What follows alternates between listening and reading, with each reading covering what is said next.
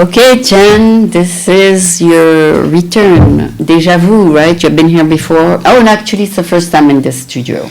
Yes. Okay, so this is Jenny. She is the producer of several shows, and her company is called now Beyond Pearls Productions. Yeah. And she has something coming up soon, right? March or February? We're going to do an April show. I'm going to just pick them up. February and April show, that's correct. Okay. Yeah. And what do you know the theme without talking in details about it? What's the theme? Yeah, it's actually been done before. I thought I had the original idea, but we will be exploring the solar system and all the planets. So I'll be performing Monday at Pier 39, and we're 2024 because I know I rewatch these and I don't even know when they are. Interviewed. When you say you'll be performing, what do you do in your performance? Well, I showed you 10 minutes of it last night, and I need to add more text. Okay. So there'll be juggling and information about the solar system. Oh, they'll be there starting Yeah. this week? Oh, Well, that's just a excellent. practice run, yeah. Okay, and how many people are involved in that future production? Right now we have Carrie Pickford, who is also known as Cool Juggler or Flowtep on Instagram. So he's a juggler. He's going to come to your show? He's in LA. He's an LA-based juggler. So he is a juggler. And so we also have potentially a few former New York City ballet dancers who danced in past performances of the company. And then I'll probably have at least one other dancer and hopefully a few other jugglers. But we'll see. Could be small, could be bigger. Okay. We'll just see how it runs. So how it blends. Yeah, but we at least have the main juggler, so that's good. I'm glad you got jugglers. This time Joe will participate? Yeah, he'll probably do a smaller cameo. So Joe Pacencio is a very talented clown, and he's been in all the other shows. Yeah. Which were the other shows that Beyond Pearls Productions produced have been about the ocean and the beach elements. So. And the sunset. Yeah. And the golden hour. Yes. Okay, We have a few. so this one is going to be called The Universe? Right now, I titled it Gravity. Oh, gravity has nothing to do with the universe, right?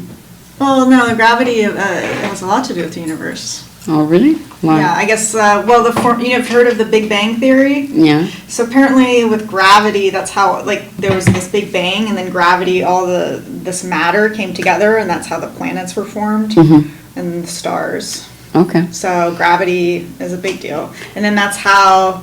The moon orbits around the Earth, and all the planets orbit around the sun. Gravity is one of the major forces in the universe that helps keep everything together. Without gravity, we'd all just float away. But with gravity, things are held together. That's good. And how are you going to show that? How are you going to... That's a great example. Actually, Carrie came up with this idea, so we're going to have audience participation. So a lot of the shows, we want to really get children excited about dancing and juggling. So we want to have some audience participation with children, and then we're going to show some of the rules of gravity. So I remember in school... Oh, that's a good idea. Yeah, that's I a good remember idea. in school having two objects of different weight, and you ask which one will go to the floor if I drop them, which one lands on the floor that's sooner. A good idea, yeah. And, very educational. Yeah, so it's very educational, and then you ask the audience which one do you think will land sooner, and of course the heavier object, even I thought as a child of course, but no, they land at the same time. So a penny and a bowling ball, if you drop from the Empire State Building, it will land at the same time. It lands at the same time. That's called gravity. That's gravity, yeah. Wow, and it has the same law. Good to know. Yeah, but don't jump, right? No jumping allowed. No jumping. You're not Superman, right? Yeah, you're not Superman. Don't jump from the second floor because you want to land on your 2 feet and in one piece.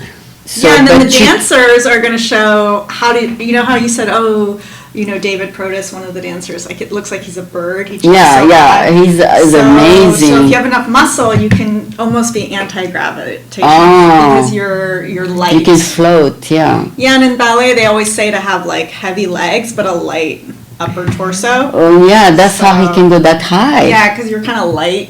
You have elevation, like you're aiming towards the heavens, but the legs are yeah, so wasn't that amazing how high he went?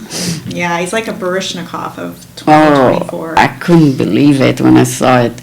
Anyway, so I'm glad he's going to participate, and Joe will be the funny part, right? Mm-hmm. He's going to come up with maybe some funny sketches where you can talk about gravity. Oh, gravity. Oh. Yeah. All right. So let's talk about your previous show since we have time till 2. So what was Golden Hour about? You know, there were like over 4 shows at the beach. So if I can just go in order, the first small show, I think was called Flight. And I remember the dresses, which didn't arrive in time, but Daniel Tobias did them, and at the time I was living right at the beach, and the sunsets sometimes were really this beautiful pink and lavender. So those were like my favorite sunsets, and I thought it was so beautiful. So the costumes were those colors, and I just danced for the first one, and then the second one was a duet. I think it was called Sunset. That was with Andrea de Leon. So we actually wore the dresses finally because they were ready. In time. They were ready. And it was warmer. The first show, even if we had them, it was so cold. Okay, then there was, what was the name of the show when Joe first performed? Sunset Awakened. That was awesome. That was awesome. And we gathered a lot of children at the beach, and we did a lot of trivia, and we gave away prizes, and it was really funny. And David did a solo that he improvised that was very passionate and emotional. Mm-hmm. And, you know, the audience, young and old, got to see this incredible dancer just at the beach and with the sunset. It was so beautiful. Now, then we had Joe and we had Katrina.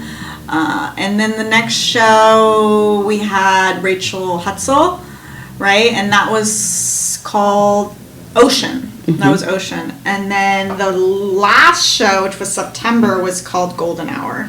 Right. So Golden Hour was that was back at the beach and back at the sunset, and there was new choreography, and Joe did a few new exploration, and then David, I liked this Ezio Bosso, the composer, so we did use some of that for music. However, the sound is a challenge. The waves are, if you haven't really noticed the sound at the beach, the waves are extremely loud. So it's very hard to hear the music or vocalization. So the next show is going to be indoors. And then you did the duet with David. That was a film. Yeah, that was called. Well, I had a title. But I don't think it was on the YouTube. But yeah, so for that one, there was no music anyway, so it was the ocean. Plain ocean. Yeah, it was ambient music. Yeah. So the company is definitely growing, and we really love to reach audiences, and we're really grateful for the support we've had. And this year, we're gonna have even more in terms of the next show, and we really want audiences to participate in clapping, and so we'd love for you to join our mailing list. Can I share that? Sure. Okay, so the email, or better yet, follow us on Instagram. I know people aren't so much into emails. That feels Beyond like work. Pearls. So it's the company is Beyond Pearls Productions, as you see here, and then the Instagram is lowercase b on Pearls all together, small p, so Beyond Pearls. So you can follow us on Instagram, TikTok, it's Beyond Pearls Inc. And yeah, you can see about the updates there. And it's really great. And then you'll you'll confirm the date.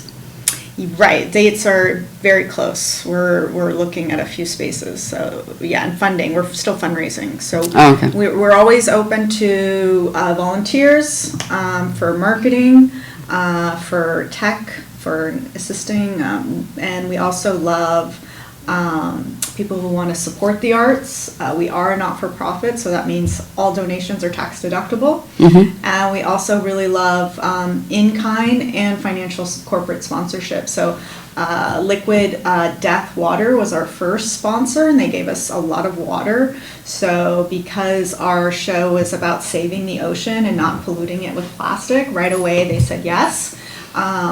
And we had 4 Oceans giving us bracelets, and we had many times, obviously, if you are not-for-profit, Trader Joe's has been our grocery store of choice, who's helped us feed the company, and we're very grateful for that. And we also are growing, and we're looking for, should I say who I'm reaching out to? A couple banks and a couple candy bar companies. No, not until they confirm. Right. Okay, well, we're very welcome for you new companies out there who want exposure, especially those that are into supporting juggling, ballet, contemporary dance, and the arts. It's an education and art for all. So we try to keep it free, and then this next show will be very affordable, so that whatever your economic background, we should all be able to see the art. So in France, if you're under like 30 or 26, so many programs in museums and theater is so affordable. It's almost free, or maybe it is free. However, in the United States, it's not so accessible. They really cut the funding for the arts. I know in Denmark, all people know how to juggle.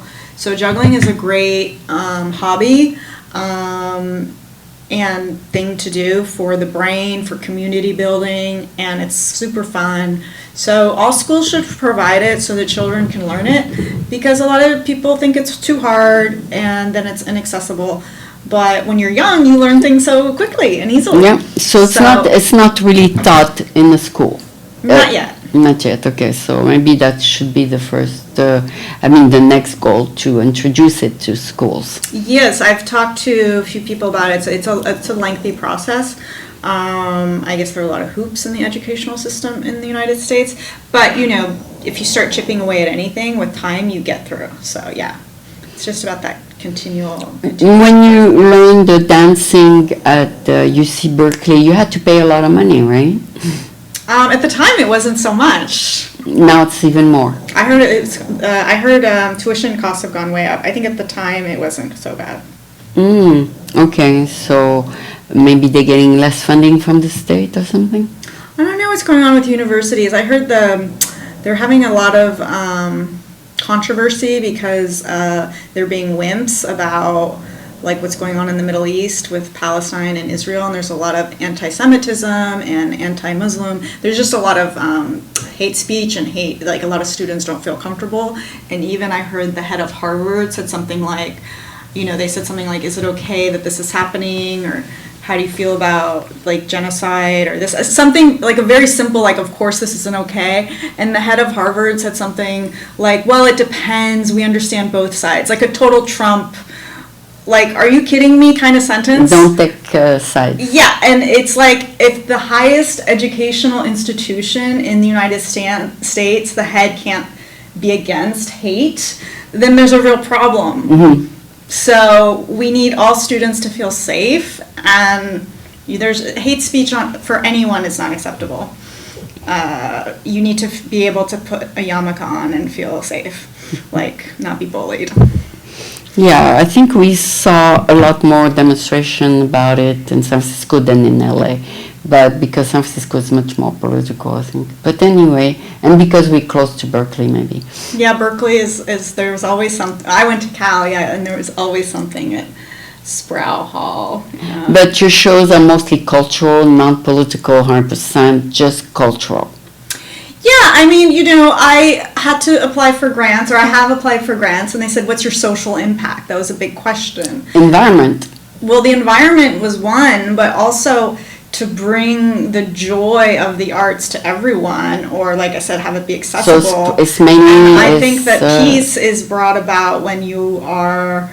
I think the arts, it allows expression, and when it's on the street, like in Europe, the street theater, like Edinburgh Theater Festival, or San Francisco, I'm performing Monday at Pier 39, which is a great street performing venue. then you allow people that may not see certain things see it, and it might ignite a smile, and you never know the ripple effect. So when you affect one person, I think in the Torah it says that if you just help one person, you've helped the whole world. So I do believe that, like, even if sometimes our shows are small, like, it can have a huge impact. So you should never, undermine what your small act of kindness is. So we try to have a company always of kindness, of uplifting, and hopefully, bringing the world to be a better place. That's good. So you'll have a social impact on the children, and art for the adults, dance for people who like dance, and juggling for people who like movement and juggling. And you're also here in San Francisco because there is a festival about juggling. Who participates in that festival? So I met Matt Hall at the Circus Center on Sunday nights a long, long time ago. And he was a very serious juggler at the time, and he was very good, but he came in to juggle, and when he left, he was like, don't bother me, like, I need to get better. And since then, I kind of got out of the juggling community. I don't even think I was juggling for many years, and then I went to Fire Drums, which was at the time organized by Kevin Axtell, another organizer in the Bay Area for juggling community. And I saw Matt Hall, and he was just very much more relaxed and mellowed out. So Matt Hall, who is a teacher of Japanese, I believe, in Palo Alto, is the producer, and it's our 5th year anniversary. I only went once, but I keep hearing great things about it. And last year I went to another juggling festival, and I thought, I'm gonna check out this one. And it was I was due for a visit, because I'm from San Francisco, so It's a free festival, right? Yeah, so what's great about the juggling community, I started in Manhattan at the Carmine Center, is it's pretty much free. It's a free community. You have to buy your props, and then, like, we share, like, everyone shares tips and knowledge, and it's almost a communist kind of organization. Like, people that it's all about, I think, sharing. Most festivals are free or very, very affordable, and obviously there's sponsors, like somebody who maybe is an older juggler who wants to give back. So maybe the high school has donated the space, maybe, so it's really, you don't need a lot to juggle. It's like people who do bicycling. What do you need? A bicycle, right? So you bring your props, you come, and you have fun. And everyone shares, like, when I learned how to juggle, people taught me how to passing clubs, which is, and I wasn't very good when I started. So sometimes I help someone and they're not very good, and I'm like, well, I have to give back because somebody spent their time helping me. Only a few make it big, like Cirque du Soleil. He made it big, but yeah, you be at it. You gotta be really know what you're calling. Yeah, it's a competitive field. I don't think many people make a living at it, but I've heard that in Europe they do in the summer a little bit, right? In Europe, probably more festivals. Yeah, Avignon, things like that. Okay, so you're happy you got into that field. You like that field. You started with dance, then I feel like I cast great jugglers. I don't see myself there yet. As someone said, I just started too late. I just didn't put in the hours. Like, every year there's this top 40 list of top jugglers, but I was watching some of them, and they're just throwing up like 7, 9 items, like, I'm doing all these tricks. I'm like, do I even care? Like, is that my life passion? No. But I love bringing great performers together on the stage for others. And then I do have a mentor, Dan Holzman, who is a, he's been around for a while. Yeah, and he was a very successful professional juggler. He opened for Robin Williams. So he's giving me tips and guidance, and he really wants me to step it up. And maybe one day you'll be in the film, huh? The film? And maybe he'll guide you toward doing a film. It's possible. Yeah, but you know, I will be making $12,000 off juggling gigs this year. I just have to follow True. his tips. Oh, if he said if you follow his tips, you'll get it. Yeah, he said no problem. So I am. You gotta. I also do a lot of stuff for vision boards and manifestation stuff. So yeah, you gotta really feel grateful for not only what you have now, but what's coming your way. Okay. So I'm really grateful for that. That's good. And I'm grateful for you for supporting the arts. My company. Oh yeah. It's a performing arts.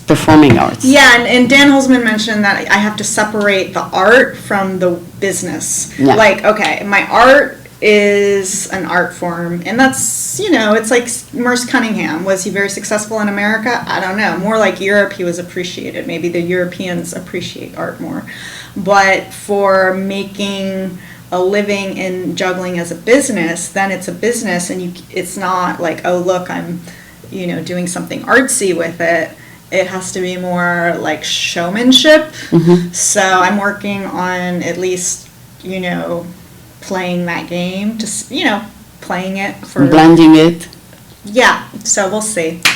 So I wish you. So usually your shows are 3 days, like a full weekend, Friday, Saturday, Sunday. Right. And then it's online. Right. So if you want to see any of the past work, first the company was called Angie Pearl Productions, so you can YouTube that. And then now it's Beyond Pearls Productions, so you can see all the you go on the shows search bar. And during the pandemic, I produced 3 videos, and there's one that I did in Paris after the pandemic, which was just club juggling. Okay, that's good. Yeah, so it's fun. It's fun to keep exploring and growing. I really like the work of Robert Moses, who in the beginning he only really did modern dance. Mm-hmm. And now as he's growing, I mean, you saw the show with me at Fort Mason. He had aerial work, and he works now a lot with text and spoken word and theater. So I think as artists, like even though, evolve. Yeah, I mean the mission statement of the company is to really share the joy of juggling and dance to audiences of all ages. But you know, I really like to draw, and we can, you know, incorporate also like a lot more into the design. And you never know where things grow. I think being an artist is really just about expressing. Kind of you express what a lot of people repress, and then the audience gets that catharsis, right? Like in Greece, when people would see the tragedy or whatever type of plays, it was literally a healing. So I think we forgot the vitality and it's not like butter. It's not like butter, but it's not like something superfluous or something that isn't necessary. It's like bread and butter, like it, or maybe people aren't into carbs anymore. I shouldn't say that word, but it's like, it's a staple in your house of what you need, like your oil or your salt and pepper. Like, I think the arts, you should have it in your kitchen. It's not like guacamole that you don't need in your house. Like, no, it's like the salt and pepper of your kitchen staples. So we need the arts, and I think in America we forgot that. And I hope to just, you know, like, I felt like disappointed with a performance, but a friend of mine said, well, good for you for keeping the arts alive. Like, at least you showed the art, even whether it wasn't perfect or not. Like, you're doing it, right? So I think, yeah, it's about the process. And is that, what are you saying to look at? Oh, look at the television? Okay. No, just remind people where they can contact you. Oh, okay. So I'm Jennifer Dinoia. I'm the Artistic Director of Beyond Pearls Productions, formerly Angie Pearl Productions, and we do videos and live performances, and we're, God willing, we will be doing more community events like libraries and schools. We do contemporary dance, ballet, juggling, and theater. To contact you is on Instagram. Right, so the Instagram is Beyond Pearls, all lowercase, all together. TikTok, Beyond Pearls Inc. And then my phone number, 917, or the company phone number, 917-450-0733. We also have an email if you want to volunteer, do things like that. Beyond Pearls Inc. @gmail.com, altogether, INC. And then for donations, Zelle is the best way. and it's tax deductible. The tax ID number is 873165-109, and it's just a phone number, 917-450-0733. And if you want to send a check, if that's better for you, that's good too. All right. So anyway, Jenn, I think you explained what your company is about. I'll definitely will come and videotape your next show. Yeah. It's not going to be at the beach this time. It's indoors, and we have. You're looking for a venue. Yes, it's already there. I just have to open the door. To find it. Okay. Thank you, Jenn. Thank you so much for sharing this with the world, and we will be on bigger and bigger stages, reaching more people and shining bright. The show is going to be stellar, out of this world. Okay, great. I look forward to see it and videotape it. Thank you. Thank you. And Chubby's always in the show, right? No. No? Okay. Thank you.